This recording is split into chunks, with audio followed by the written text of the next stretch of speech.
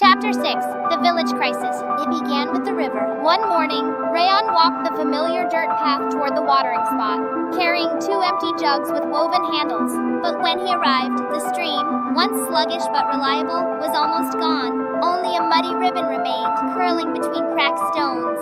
Frogs hopped between puddles. The air smelled of rot. By noon, the news had spread. The river had nearly dried up, and the rainy season was late. The village elders gathered under the banyan tree. Rayan sat nearby, listening as they debated what to do. "We can pray," said one. "We must ration," said another. "Dig new wells," someone offered. "But how? With what tools?" What time? Fear ran beneath every word. They didn't say it aloud, but everyone knew. Without water, there would be no crops, and no food. Rayan sat still, heart pounding. This wasn't just a setback, it was a crisis.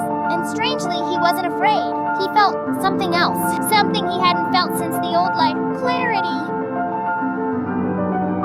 That night, Rayan stayed awake with a scrap of charcoal and an old rice sack had flattened into a makeshift whiteboard. He sketched diagrams, trying to recall irrigation systems he'd seen in books. Or had he seen them in board meetings? It didn't matter. By sunrise, he had a plan. He went to his father first. "I have an idea," he said, unrolling the rice sack. Auden blinked at the drawing. "You want to dig trenches? Build a catchment basin. Where did you learn all this?" Rayan hesitated. "I just remember things." Adon studied his son's face. "Then we'll try it." They worked for 3 days. Aden, Rayan, and a few curious neighbors dug shallow trenches connecting the higher ground behind the village to the fields. They shaped the land to guide water when the rain finally came. Others mocked them. "Waste of time," they said. "You can't catch what won't fall." But Rayan believed. On the 4th night, the sky finally broke. It didn't pour, it roared. Thunder cracked the horizon, and rain fell in thick, heavy sheets.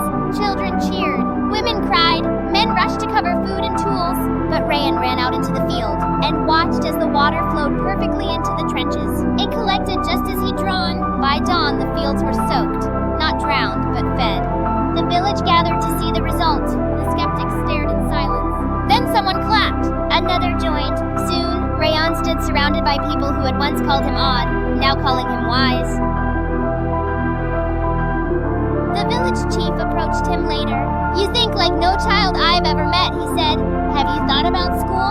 "In the city," Rayan froze. "The city, a place with books, tools, machines, opportunity, but also his past." He didn't answer, not yet.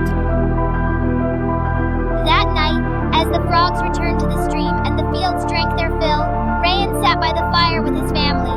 His father placed a hand on his shoulder. "You saved us," Aiden said quietly. "No," Rayan replied, staring into the flames. "I'm just repaying a debt I still don't fully understand." And deep inside, the old part of him, the one that once bought and sold futures,